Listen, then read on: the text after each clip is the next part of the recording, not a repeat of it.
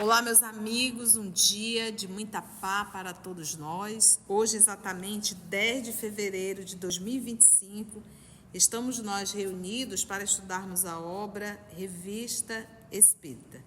Nossas meninas Mita e Carla estão um pouquinho atrasadas, mas nós vamos iniciar e se elas chegarem ao decorrer da gravação, elas irão com certeza darão a contribuição também do nosso estudo de hoje. Hoje nós estamos na Revista Espírita no mês de março de 1861.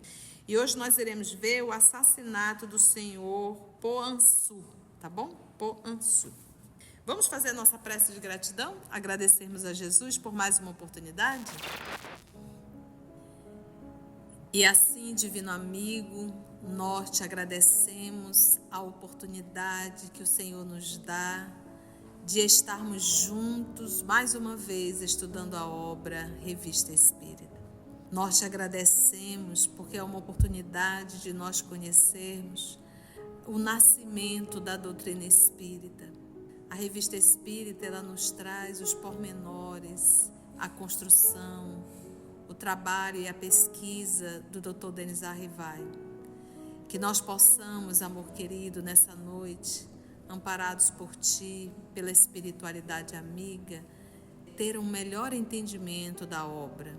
Nós te agradecemos infinitamente, Senhor. Graça te damos. O mistério que ainda cerca esse deplorável acontecimento, esse assassinato, fez surgir em muita gente a ideia de que, evocando o espírito da vítima, poder-se-ia chegar a conhecer a verdade.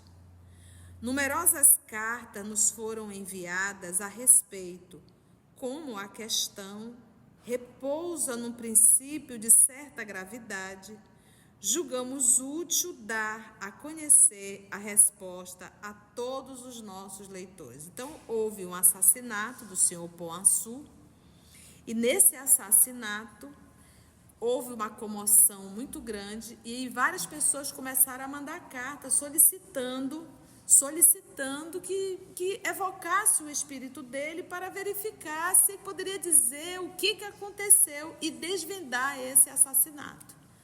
Nossas irmãs Mita e Carla acabaram de chegar para contribuir com os nossos estudos. Então, a nossa querida Carla já trouxe a biografia do senhor Poansú. Vamos ver então um pouquinho da história dele para a gente conhecer melhor e esse drama desse assassinato. Então, como foi algo que comoveu um grande grupo e sabendo que o professor Denizar realizava as evocações de espíritos, por que não evocar também esse caso específico para conseguirem decifrar esse assassinato, tá bom? Vamos ver rapidamente a biografia dele? O senhor Louis Poansú nasceu em Paris em 3 de janeiro de 1777 e desencarnou em Paris a 5 de dezembro de 1859.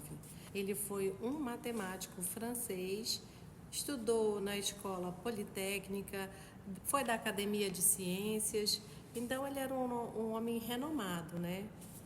Por isso do frisson da morte dele. Não encontrei nada sobre como ele morreu. Então, Kardec achou útil dar a conhecer a resposta a todos os nossos leitores, porque várias pessoas mandaram cartas solicitando que Kardec evocasse o espírito do professor Poansú. Jamais fazendo do espiritismo, diz Kardec, objeto de curiosidade, não tínhamos pensado em evocar o senhor Poansú.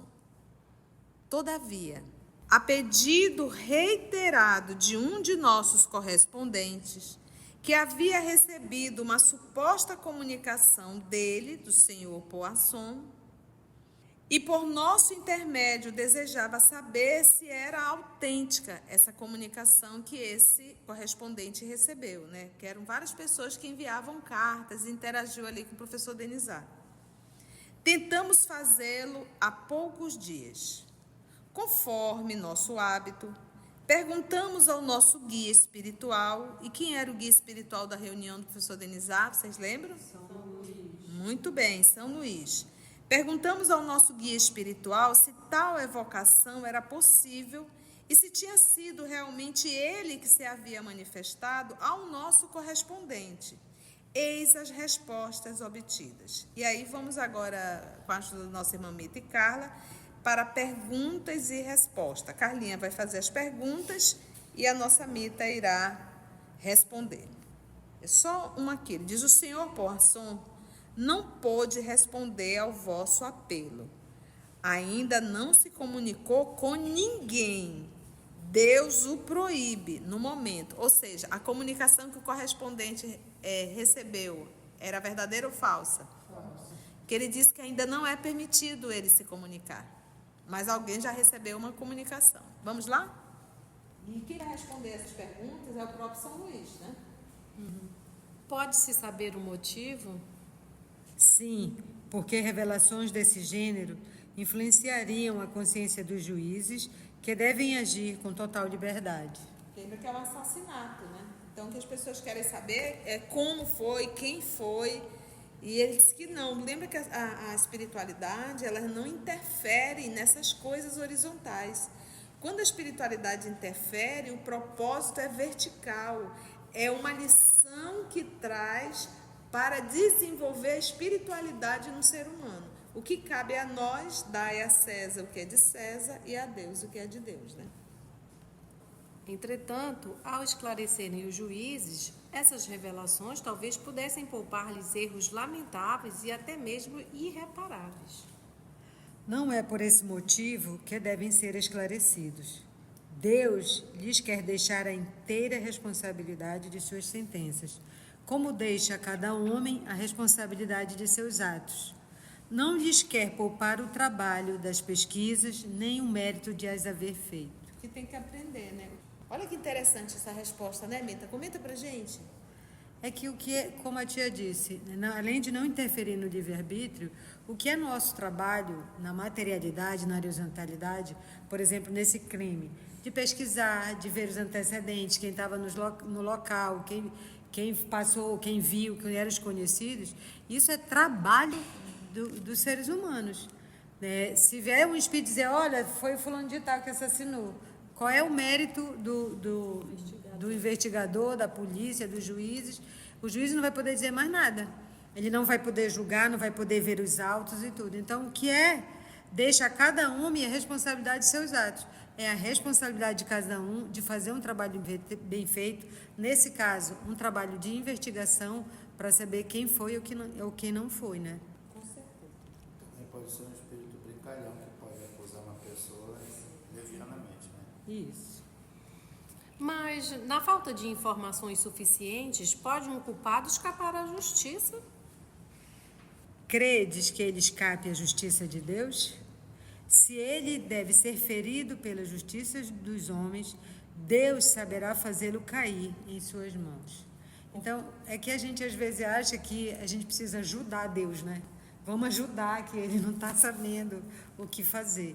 Então, somos nós, nas nossas pressas, no nossos imediatismo, que queremos coisas que a sabedoria divina está vendo maior, está vendo o conjunto do que vai acontecer. E aí ele diz que se ele deve ser ferido pela justiça dos homens, Deus vai saber como fazê-lo até que isso chegue. E às vezes diz assim, mas e se de repente a pessoa que não tem nada a ver for acusada? Que há muitos casos, né? A pessoa não teve nada a ver e foi acusado. A gente tem que entender uma coisa, não existe vítima perante a lei. Às vezes, ou quase sempre, a situação dolorosa que eu passo e complexa é necessário para o meu processo de evolução e muitas vezes um processo expiatório. Agora, não pense, por isso que o escândalo é necessário, o processo de expiação, mas ai daquele por quem vem o escândalo. Então, a pessoa, de certa forma, que dissimulou, que criou uma situação sabendo que o outro é inocente, essa pessoa terá que responder. Isso aí é um fato. Então, ninguém foge. E olha, meus irmãos, a maior parte dos criminosos, principalmente dentro do nosso país, não pagam pelo que fazem. Nós ombreamos com criminosos diariamente. E você acha que foge à justiça divina? Não foge.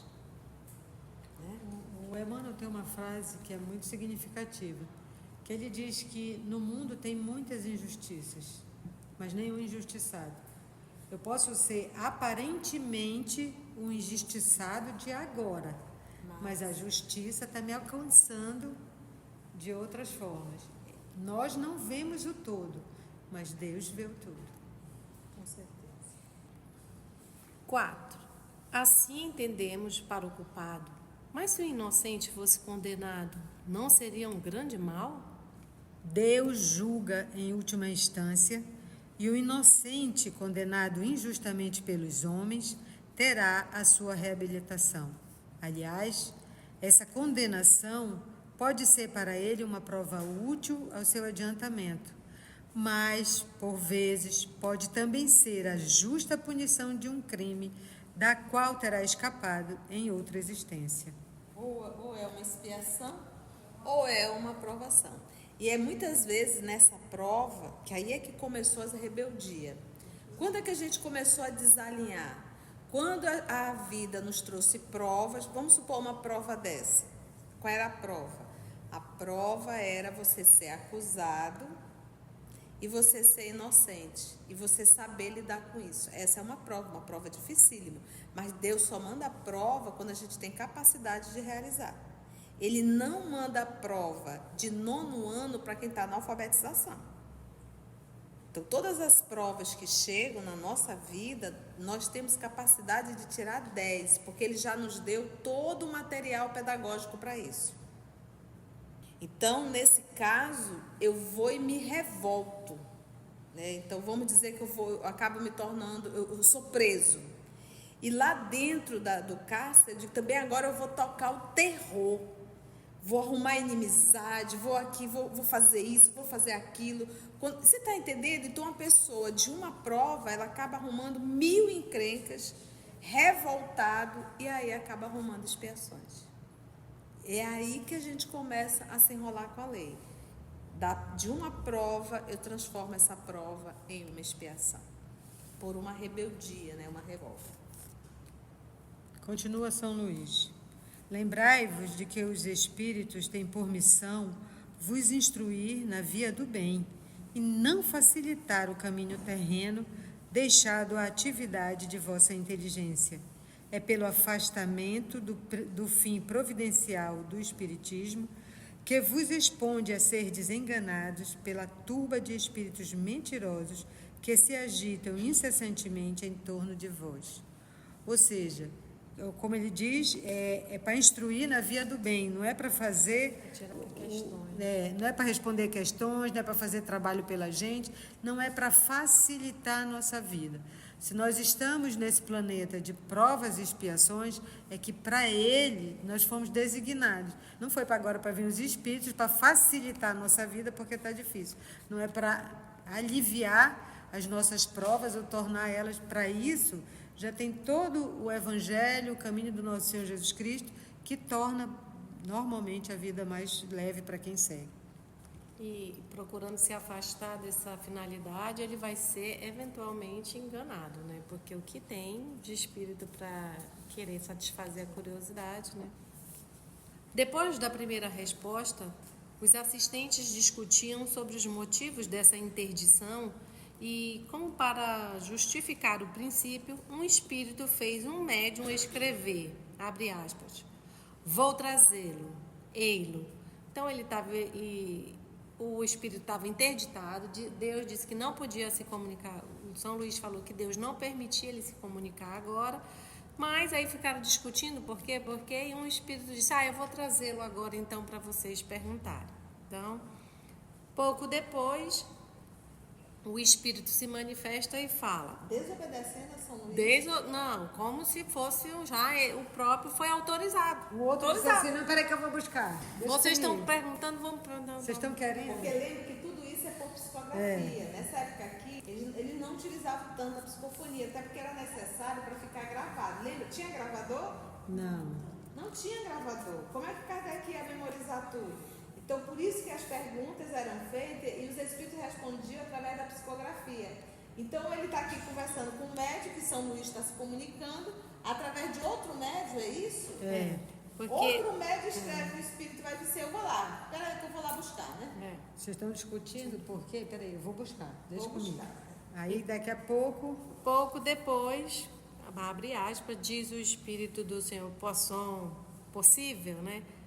Como sois amável em querer conversar comigo, isto me é tanto mais agradável quanto tenho muitas coisas a vos dizer. Fecha aspas. Essa linguagem pareceu suspeita da parte de um homem como o senhor Poisson, sobretudo em razão da resposta que acabava de dar. Eis porque pediram que afirmasse sua identidade em nome de Deus. Então o Espírito escreveu, abre aspas, meu Deus, não posso mentir. Contudo, desejava muito conversar com tão amável sociedade, mas não me quereis. Adeus. Fecha aspas. Foi então que o nosso guia espiritual acrescentou. Eu vos disse que esse espírito não pode responder esta noite. Deus o proíbe de manifestar-se. Se insistirdes, sereis enganados. Que é o que ele respondeu aqui, que os espíritos têm por missão instruir na via do bem e não facilitar o caminho terreno deixado à atividade da vossa inteligência. Nem veio para facilitar e nem para satisfazer curiosidade. Então, e se insistir, é como ele disse, sereis enganados. E é às vezes o que muitas reuniões espíritas acabam sendo enganados, né? Tem muitos aí, trilhões de centros que recebem o doutor Bezerra. É exatamente isso mesmo. E quando ele fala Deus proíbe, não pensa Deus, o homem lá sabe, você não vai, viu? Eu não autorizo. É a lei. Deus cria leis e elas são inderrogáveis. E perante essa lei, esse espírito não pode se comunicar. Entende?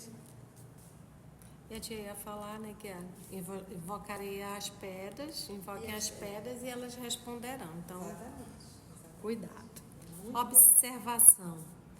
É evidente que se os espíritos pudessem poupar pesquisa aos homens, estes não se dariam ao trabalho para descobrir a verdade, pois que ela lhes chegaria por si mesma.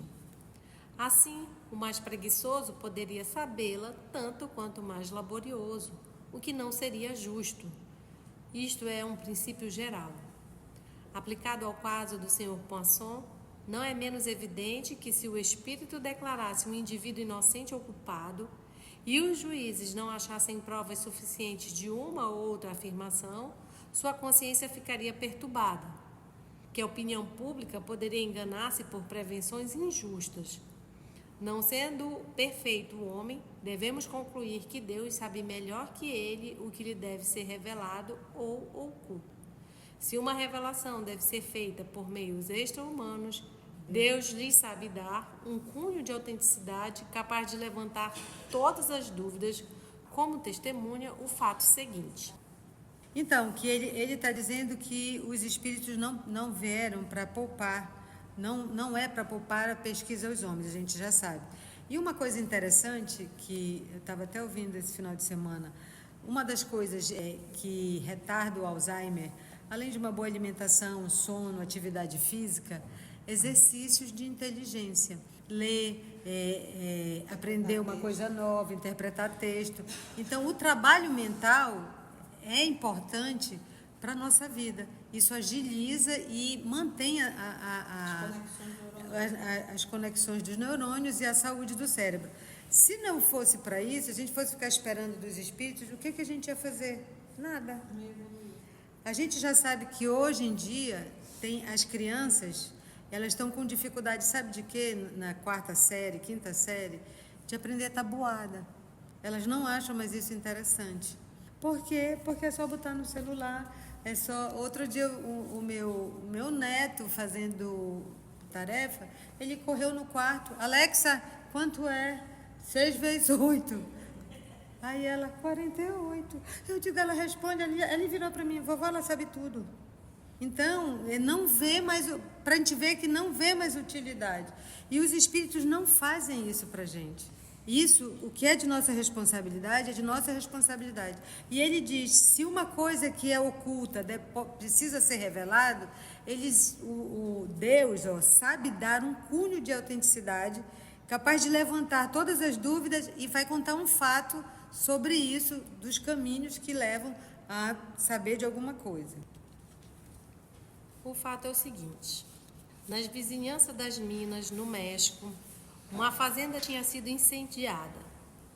Numa reunião onde cuidavam de manifestações espíritas, abre parênteses, adversas naquele país, onde provavelmente ainda não chegaram os artigos do Senhor de Chanel, razão porque lá se acham tão atrasados, um espírito se comunicava por batidas.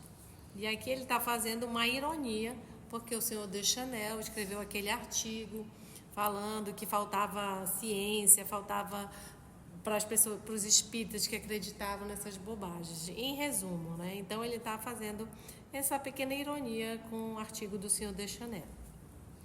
Razão porque lá se acham tão atrasados. Um espírito se comunicava por batidas.